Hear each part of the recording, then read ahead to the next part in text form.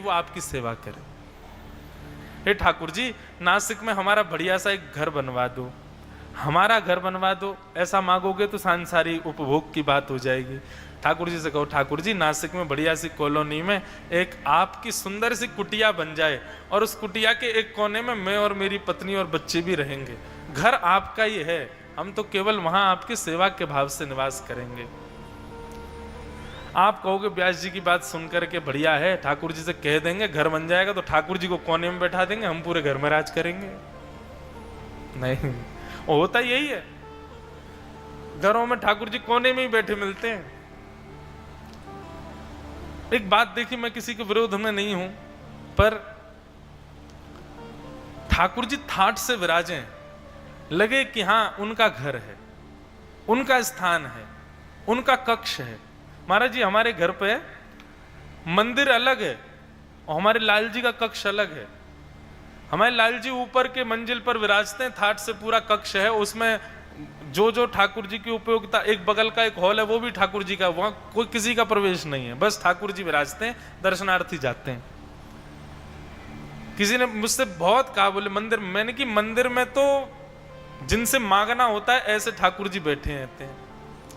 ये तो हमारे लेवे वाले ठाकुर जी हैं, देवे वाले नहीं है।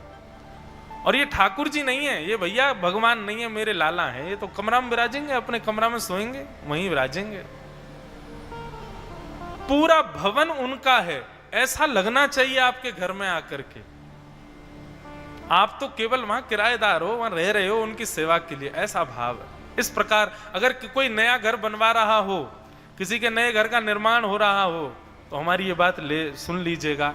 घर का निर्माण अभी हम कैसे कराते, बेटी को ये पसंद है ऐसा बनवा दो, पत्नी को ये वाली प्रिंटिंग पसंद है ये लगवा दो, मुझे ये वाला भाव पसंद है तो ऐसे घर में डाइनिंग टेबल हो, ये हो वो नहीं। कथा सुनो, ठाकुर जी को क्या प्रिय लगता है, ठाकुर जी को जो जो प्रिय वैसा घर बनवाओ। अब उसके बाद ठाकुर जी चाहे जहां विराजें, चाहे छोटे से स्थान में विराजें, लेकिन पूरा घर ठाकुर जी की इच्छा अनुसार बनाए तो घर उन्हीं का ही है। और जब इस भावना से आप घर भी बनाओगे ना, तो उसमें सांसारिक भोग प्रवेश नहीं करेंगे। इस भावना से पत्नी से ब्याह करोगे कि वह भगवत प्रीति करने वाली हो, तो पत्नी फिर वो भक्त ही मिलेगी। पति की भावना हो कि वो वैष्णव हो, वो ठाकुर जी की सेवा करे, वो भगवत भाव से युक्त हो, तो फिर वैसा ही मिलेगा। इस श्लोक को याद कर लेना कर्दम ऋषि जी के, और नित्य अपने ठाकुर जी से बोला करो कि तथा सचाहम परिवोढु काम समान शीलाम गृह में दधेनुम उपेवान मूलमशेष मूलम दुराशय काम दुदांग्रिपश्य। हे नाथ, मैं युगल होकर के आपको भजना चाहता हूं। एक महाराज जी कथा आती है, हमारे सप्त निधियों में एक निधि है श्री मदन मोहन लाल जी, जो कि करौली में विराजते हैं।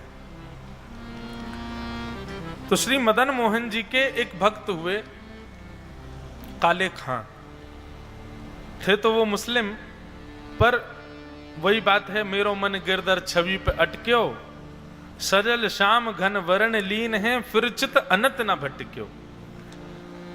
आपका मन ठाकुर जी में यदि लगा है तो ठाकुर जी से परे जाने पर अन्य भावों में आपकी चित्तवृत्ति जा सकती है, पर ठाकुर जी का मन यदि आप में लग गया तो उनके अलावा किसी में मन लगेगा ही नहीं आपका। ठाकुर जी के अलावा कोई भाए ना, कोई सुहाए ना, तो समझो कि ठाकुर जी का मन आप में लगा, आपका नहीं लगा उनमें। तो ऐसे एक काले खां नाम के सुंदर भक्त थे। काले खां के साथ में क्या हुआ कि वो मंदिर में अपने घर के जीवन यापन के लिए केवल एक कार्यकर्ता बनकर के गए थे, और मंदिर में उनको झाड़ू लगाने की सेवा थी, तो मंदिर के बाहर के परिसर में झाड़ू लगाते थे, भीतर उनको प्रवेश भी नहीं था।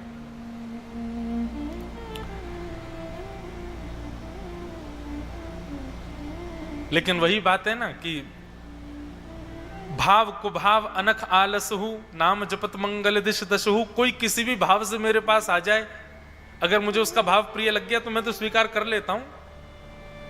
काले खां तो केवल वेतन लेने के लिए झाड़ू पोंछा करने जाते थे मंदिर के बाहर के परिसर में। उनको कोई मतलब नहीं था मदन मोहन जी की आरती भोग ये सब क्या है, क्या हम उस धर्म के ही नहीं है तो हम क्यों भजें। लेकिन एक दिन झाड़ू लगाते लगाते लगाते जैसे मुख्य द्वार के सामने से झाड़ू लगा के जा रहे थे, देखते भी नहीं थे वो भीतर। बोले क्या करना है देख के, हमारे खुदा हैं, हम इनके भगवान को क्यों देखें। गलती से उनकी दृष्टि भीतर पड़ गई और उस समय गर्भगृह के कपाट खुले हुए थे। त्रिभंग लली श्याम सुंदर का जैसे दर्शन किया काले खां ने, आहा, बस वो एक क्षण का दर्शन हुआ और इतने में ही पुजारी जी ने पर्दा कर दिया। तो जैसे मानो किसी प्यासे को एक बूंद जल दिखा करके और फिर पूरा घड़ा फोड़ दिया गया हो। काले खां अपना हृदय पकड़ करके बैठ गए। बोले कि ये मैंने, मुझे हुआ क्या, ये मेरी इच्छा क्यों हो रही है कि मैं भीतर दौड़ के जाऊं, पर्दा हटा के फिर उसको देख लूं।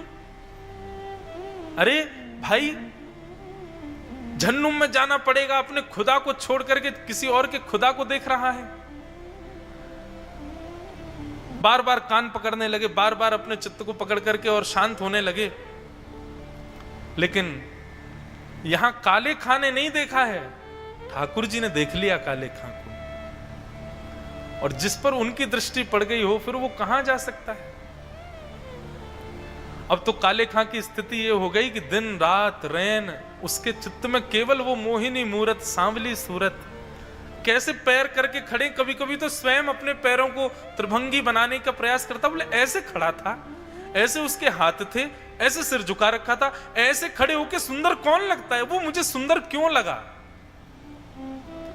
अब तो दूसरे दिन वो वेतन के लिए और झाड़ू लगाने की भावना से नहीं, अब तो मौका ढूंढने के लिए मंदिर गए थे कि मुझे वो दिख जाए, फिर से दिख जाए। दर्शनार्थी खड़े होते, नीचे दहली पे से ऐसे उछक करके काले खां दूर से ही देख लेते और नीचे से ही मदन मोहन जी की छवि दिख जाती। पीछे जाकर के खूब रुदन करते, स्वयं से पूछते मुझे हो क्या रहा है, मैं क्यों आसक्त हो रहा हूं इनमें, ये मुझे अच्छे क्यों लग रहे हैं। लेकिन बंधुओं, जब विरह में व्यक्ति व्याकुल होता है ना, तो विरह व्याकुल व्यक्ति को यह नहीं लगता कि मुझे कोई समझाए। विरह व्याकुल व्यक्ति को लगता है कि बस सब चले जाओ, मुझे विरह में रहने दो, मुझे नहीं समझना कुछ। सांसारिक विरह होता है तो उस व्यक्ति को चाहिए कि मुझे कोई संभाले, पर कृष्ण विरह में व्याकुल व्यक्ति को लगता है कि मुझे एकांत छोड़ दो, मुझे रोने दो, मुझे कोई संभालो मत। काले खां की स्थिति दिन ब दिन ठाकुर जी के दर्शन करके ऐसी होने लगी और वे प्रत्येक दिन भगवान के और समीप पहुंचने लगे। लेकिन बात वही है ना कि प्रेम छुपाए से छुपता नहीं है। संसार में बंधुओं दो वस्तु ऐसी हैं, उनको कितना भी छुपा लो वो छुप नहीं सकती। पहला सत्य, आप कितना भी उसको छुपाने का प्रयास कर लो, एक दिन वो प्रकट हो ही जाएगा। और दूसरा प्रेम, ये दो कभी छुप नहीं सकते। इनके लिए कोई स्थान, सुरंग बनी नहीं जहां पर इनको छुपाया जा सके, ये प्रकट हो जाते। काले खां का प्रेम धीरे धीरे प्रकट होने लगा। सबके लिए प्रकट हो रहा था तो सबको तो आश्चर्य लगता था, अरे वाह, ये देखो ये कैसे मुसलमान होकर के भगवान को भजता है, ठाकुर जी को देखने के लिए लालायित रहता है।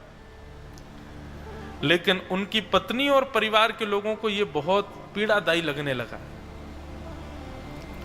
लेकिन अब काले खां ज्यों ज्यों मदन मोहन जी के उपासक होते जा रहे थे, त्यों तो उनको फर्क नहीं पड़ रहा था। ये वैष्णव का स्वभाव है, उसको फर्क कम पड़ता है चीजों से। कौन क्या बोलेगा, क्या सोचेगा, क्या कहेगा, इन विचारों से परे होता है वैष्णव। और जो इन विचारों में पड़ा है, समझो कि अभी वो बना नहीं है वैष्णव।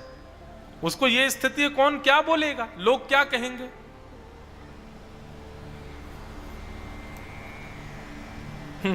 है तो पिक्चर का गीत, लेकिन एक वैष्णव के स्वरूप पर फिट बैठता है। कुछ तो लोग कहेंगे, लोगों का काम है कहना, छोड़ो बेकार की बातों को, बीत ना जाए रहना। लोग तो कहते रहेंगे, पर काले खां पर उसका कोई असर नहीं हुआ। काले खां जाता था, जाकर के केवल दहली से ठाकुर जी को देख लेता था और बस इतने में ही वो संतुष्ट था। प्रेमी का एक और स्वभाव, वो ज्यादा समीप भी नहीं आना चाहता, वो मध्यस्थ ही रहता है। लेकिन काले खां के यहां एक विडंबना थी कि काले खां को कोई भी संतान नहीं थी, तो इसकी वजह से उसके परिवार के सब लोग ताने देते थे कि अपने खुदा को भजे तो खुदा रहम करके तेरे को कुछ देगा, अब तो दूसरों के खुदा को भजता है, तो वो हमारा है ही नहीं तो हमको संतान देगा क्यों?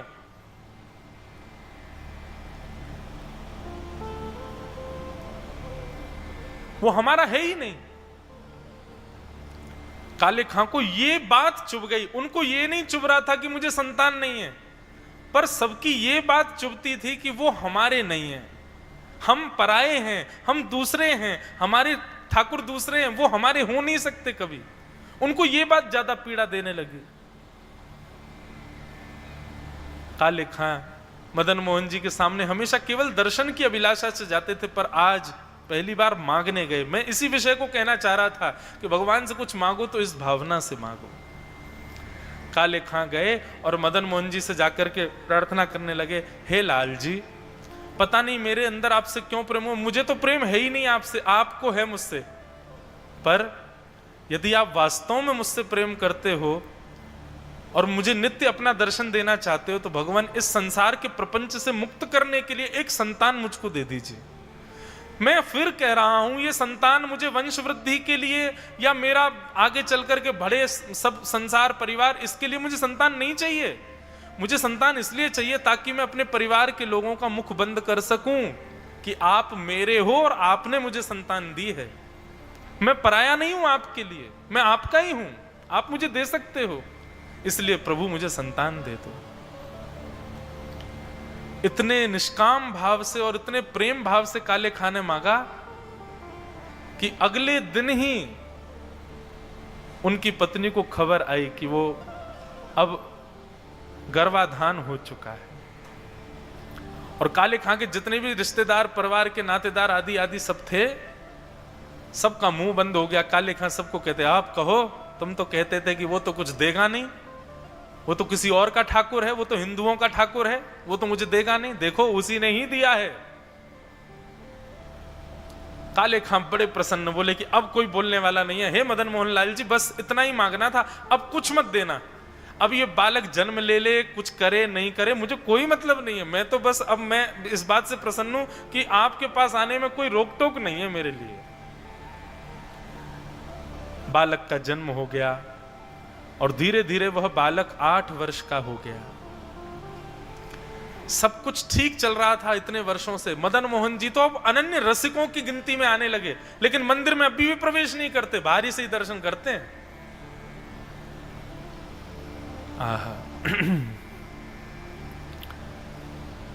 श्री काले खां 8 वर्ष का पुत्र हो गया, अब सब कुछ ठीक चल रहा था। और अचानक क्या हुआ कि खेलते खेलते वन में खेल रहा था उनका पुत्र, और उसको एक काले सर्प ने डस दिया। और जैसी डसा पूरा शरीर नीला पड़ गया, मुख से झाग निकलने लगे उसके मित्रों ने जाकर के मां को खबर दी। उसकी मां दौड़ करके गई, देखा कि मेरा पुत्र मुख से झाग निकल रहे हैं, विष लग गया, नीला पड़ गया शरीर, किसके पास जाऊं? काले खां के पास दौड़ी दौड़ी गई। और उस समय राजभोग आरती चल रही थी श्री मदन मोहन लाल जी की, जिसको कभी नहीं छोड़ते थे श्री काले खां। उसी समय पत्नी पहुंच गई और पत्नी ने पहुंच करके काले खां को जाकर के पकड़ा, बोली जल्दी चलो, हमारे पुत्र को काले सर्प ने डस दिया है और उसको जल्दी लेके जाना पड़ेगा किसी वैद्य के पास, नहीं तो हमारा पुत्र मर जाएगा। काले खां के तो नेत्रों से नीर बह रहे थे, मदन मोहन लाल जी की सुंदर छवि को देख रहा था। बंधुओं देखो, भक्त होना कितना कठिन है। अपने आप को रख करके देखो, भगवान ना करे ऐसी स्थिति कभी बने, पर परिवार की कोई विषम स्थिति अगर हमको आके बता दे तो हम तब भी भक्ति में लीन रह सकते हैं? नहीं, हम तुरंत त्याग देंगे, हम तुरंत भाग जाएंगे वहां से। पर काले खां तो वहीं ठाकुर जी को देख रहे हैं, मधुर स्वरूप ठाकुर जी का दर्शन कर रहे हैं। पत्नी बहुत देर तक कहती रही, लेकिन काले खां के चित्त पर कोई असर नहीं पड़ा। बोले, अरे पाप लगेगा तुमको, नरक में सड़ोगे। अरे कैसे पिता हो, कैसे व्यक्ति हो, कैसे मुसलमान हो? एक तो अपने खुदा को छोड़ दिया, ऊपर से अपने पुत्र की मृत्यु पर भी तुमको कोई शोक नहीं हो रहा है, उसकी स्थिति पर कोई शोक नहीं, अब भी इसको देखे जा रहे हो।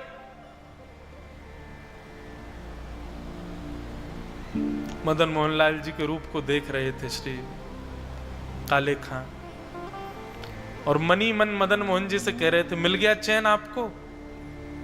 मैं रोज यही चिंता करता था कि अब सब बढ़िया चल रहा है, अब सब बढ़िया चल रहा है, अब सब बढ़िया चल रहा है। ए ठाकुर जी, बस मुझे कुछ नहीं चाहिए, बस कोई रुकावट मत आने देना। लेकिन कालिया, तू भी मानता नहीं है बिना रुकावट के? हाँ, अरे मेरा कोई मोह नहीं है उस पुत्र में, क्यों उसको डसवा दिया? और उसको कोई काले सर्प ने नहीं डसा, तुम ही गए थे उसको डसने, मुझे पता है। सबसे बड़े काले सर्प तुम ही हो, मुझे डस दिया सालों पहले। आज तक मैं उस विषय से उभर नहीं पा रहा हूं तुम्हारे प्रेम के, अब मेरे पुत्र को डस दिया। अरे मुझे तुम्हारा वियोग नहीं चाहिए, क्यों करते हो ऐसा? पत्नी बोली, तुम तो यहीं मर जाओ, तुमसे अच्छा तो मैं अकेले पाल लूंगी अपने घर को। राजभोग के बाद मंदिर बंद हो गया। काले खां विचार करने लगे, क्या करूं? उठ करके गए, देखा तो पुत्र नीला पड़ा है। उसको उठा करके ले जाने लगे। किसी वैद्य के यहां ना ले जाकर के श्री मदन मोहन जी के मंदिर में ही ले आए, और मदन मोहन जी की दहली के सामने अपने पुत्र को रख दिया। और रख करके काले खां श्री मदन मोहन जी के चरणों में बैठ करके प्रार्थना करते कि मुसफक सफीक रफीक दिल दोस्त मेरे। ये काले खां के शब्द हैं, आज भी मदन मोहन जी के सामने गाए जाते हैं कि मुसफक सफीक रफीक दिल दोस्त मेरे, मेरी नजदीकी हकीकी ख्याल कीजिए। मेहरबान कदरदान आला तू जहान बीच, मुझसे गरीबों के गुनाह माफ कीजिए। कि काले बेकरार खड़ा तेरे दरबार बीच, नंद के कुमार जरा गौर अब कीजिए। और सबसे सुंदर शब्द, हिंदुओं के नाथ हो तो मेरा कोई दावा नहीं, हो जगन्नाथ तो कृपा मुझ पे कीजिए। हो जगत के नाथ तो कृपा मुझ पे कीजिए। ए मेरे दोस्त, मेरे नित्य नेत्रों को सुख देने वाले श्याम सुंदर, आज काले तेरे द्वार पर खड़ा है। दुनिया मुझे ताने देती है कि तुम केवल हिंदुओं के हो, पर मैंने एक दिन गुसाई जी से सुना था कि तुम्हारा एक नाम जगन्नाथ भी है, तुम जगत के नाथ हो। और यदि जगत के नाथ हो तो जगत में तो सब आते हैं ना, केवल हिंदू थोड़े ही हैं। जगत में तो जीव भी आता है, जगत में तो मैंने तो यह भी सुना है कि तुम गजेंद्र की रक्षा भी करते हो, जो इंसान भी नहीं है। ये सब लोग ये सोचते हैं कि जाति आप मानते हो, एक जाति के हो, इसके हो, उसके हो। नहीं नाथ, आप तो सबके हो ना। हिंदुओं के नाथ हो तो मेरा कोई दावा नहीं, हो जगत के नाथ तो कृपा मुझ पे कीजिए। और जैसे ही कहा हो जगत के नाथ तो कृपा मुझ पे कीजिए, नेत्र बंद करके अश्रुधार बह रहे हैं काले खां के। ठाकुर जी के सामने खड़ा खड़ा गा रहा है काले, सामने मृतक पुत्र पड़ा है, हजारों लोग चारों ओर देख रहे हैं तमाशा क्या चल रहा है। इतने में ही वो नन्हा सा बालक उठ करके खड़ा हो गया और अपने पिता से कहने लगा, पिताजी पिताजी पिताजी। अपने पुत्र को जीवित अवस्था में देख तुरंत हृदय से लगा लिया। बोले पिताजी बाद में हृदय से लगाना, पहले ये बताओ वो कहां गया। बोले कौन कहां गया? बोले एक छोटा सा बालक मेरे साथ खेल रहा था, उसमें से बड़ी अच्छी सुगंधी आ रही थी, उसके तन की कांति सांवली थी, उसके नयन बहुत सुंदर थे, मेरी तो नजर नहीं हट रही थी पिताजी। वो मेरी गेंद लेकर के पता नहीं कहां चला गया, अब मुझे दिख नहीं रहा है। पिताजी वो कहां है? काले खां ने अपने पुत्र को गोद में लेकर के सामने मदन मोहन जी के स्वरूप की ओर इशारा करके कहा, देखो तो सही सामने। और पुत्र ने जैसे ही मदन मोहन जी को देखा, पुत्र भी रुदन करने लगा। बोले पिताजी यही तो थे जो मेरे साथ खेल रहे थे, यही तो थे जो मेरे साथ किलोल कर रहे थे, खेलते खेलते बार बार ऐसी मुद्रा में खड़े हो जाते थे, यही तो वो लीला कर रहे थे। और उसी समय काले खां और काले खां का पूरा परिवार श्री मदन मोहन लाल जी का चरण सेवक हो गया। आज भी काले खां की स्तुतियां गाई जाती हैं, काले खां के शब्दावलियों से श्री मदन मोहन जी को रिझाया जाता है।